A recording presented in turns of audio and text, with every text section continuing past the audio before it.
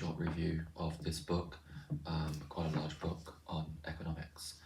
Now, I wouldn't necessarily recommend this book if you have already quite a bit of knowledge and understanding of economics. I must say that I didn't find this book particularly useful because I read this a few weeks ago, and having spent a number of years reading a wide variety of economics related books and watching a huge amount of material on YouTube, there was only a few things in here which I found quite surprising and quite interesting, to the point where I conducted further research. So I'd only really recommend this book if your knowledge of economics is quite scarce, in the sense that you've never really read too many books on the subject, you've not really looked further into topics that are discussed in, for example, the Financial Times, or looked on YouTube to find out more about various economic phenomena. So this would be a great starting point for a novice or somebody new to economics. One great thing about the book, and this was one of the main reasons why I bought it, was it does provide an excellent overview of the subject.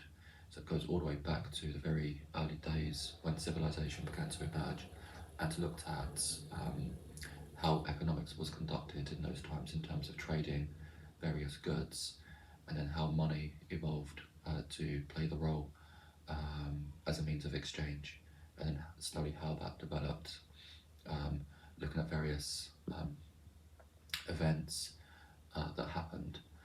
You do get introduced to all of the key thinkers and the main theories that have had influence over the development of the subject, as well as all of the main events which have occurred. So, for example, there's a chapter about the East Asian tigers, looking at Singapore, South Korea, Taiwan, and what happened in the 1980s with regards to why they experienced such huge growth. One great thing about the book is that it is quite factual. It can be quite opinionated as well. Economics is a subject that largely is about opinions and theories. It's really difficult to have sort of hard facts that receive unanimous agreement. There's always debates. It's one of the most interesting things about economics, actually, is that there is so much argument and debate, and people looking at things from their own perspective. So if you happen to be born in a particular country in certain circumstances, then your view of economics, about what the main problems are, and about the best way to try to have an economic system that leads to greater prosperity, i.e. growth, and living standards improving. Of course, other people, they have different priorities. They see economics as a study of a subject to make society more fair. And so people have different values, different goals, different objectives, different reasons for studying the subject. And with this book, you get a great flavour of the whole macro picture, and you won't really miss any major or main thing that happened in economics. The book doesn't really go into splendid detail, doesn't really go into huge depth about particular topics, but then you can go and do that yourself. So one thing that I've spent quite a bit of time recently doing is that for the first time I learnt about game theory in this book. I had heard of it before, but I didn't really know what it was, and how important it is, and how much of an impact and understanding of it could make to the way you conduct your affairs. So that was one thing that I did. I'm actually going to post a video in the description to a video about game theory that I watched about a week ago, and I have to say it's one of the best videos that I've ever seen on YouTube. What you can gain from the video in terms of what game theory is. Just to briefly mention what game theory is. So in the 1950s, there was a lot of concern about the Cold War and about strategies, and a lot of thought, time, and energy went into conducting research into what is the best way, what are the best strategies to use in the case of warfare and in the case of debates and arguments and problems generally.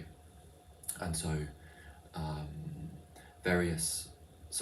a mathematician and a computer programmer came up with a game whereby different strategies would compete, and people would submit their own program, their own strategy, and all of the different strategies were then put into a league table to see which ones were the best. So with this particular game, you'll see this in the video if you watch it, but with the game, two people compete against each other, and they can either choose to cooperate, that is, they can give a green light, or they can choose to not cooperate, to steal, effectively, and they put forward a red light. If the two people cooperate together, they both show green, they would get 2 points each. If somebody showed red and somebody showed green, the person showing red would get 4 points, the other person would get 0. And if they both showed red, they would both get nothing.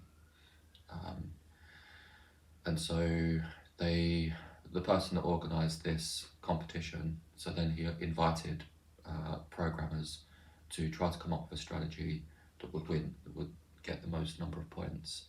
And there was a particular game, so they were quite surprised by the results.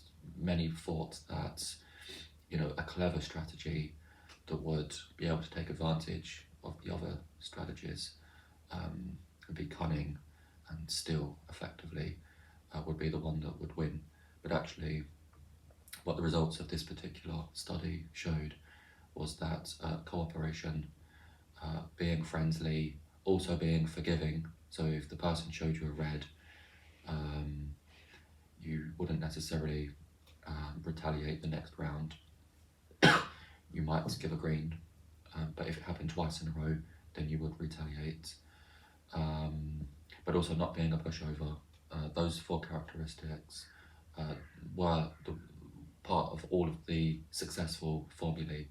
One called tit for tat was actually shown to be the most successful, and what that did was, in the first round, it showed a green. So the first round it showed a willingness to cooperate, and then it would mirror the opponent's last move. So if the opponent gave a red in the first round, it would be tit for tat. Then player 1 would then show a red in response, and then after the retaliation, if player 2 then showed a green, player 1 would show a green, and that would keep on going. And that particular strategy, that's simple,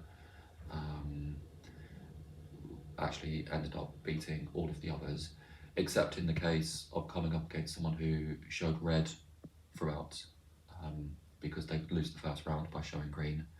The other person would be up, 4-0, and then it would be red continuously. So the person playing tit for tat wouldn't win any points, because it was red until the end of the game.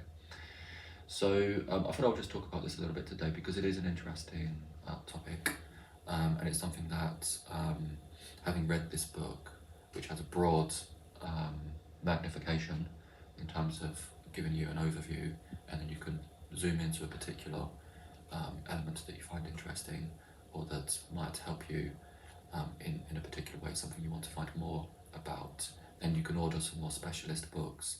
So for example, after reading this, I've recently ordered Keynes' famous book, I think it's called Money and Unemployment. I can't remember the exact title of Keynes' famous book, but that was a book that, after reading this, I decided, I've known about it for many years, but given the influence it's had, kind of makes sense to find out exactly what Keynes wrote, and what he had to say about the 1930s, the Great Depression in America, and what the cause of that was, and what the solution, in terms of what the government, how the government should respond. So that's one of the good things about reading this book, is that it can lead you on to learning more about particular areas that you wouldn't have otherwise explored, because in providing you with the overall map, it allows you to choose, areas that you'd like to go into more depth about. So this book has been good.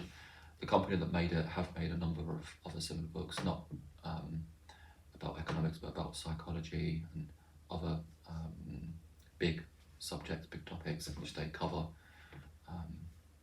a lot of ground for the person reading to explore further. Thank you for watching.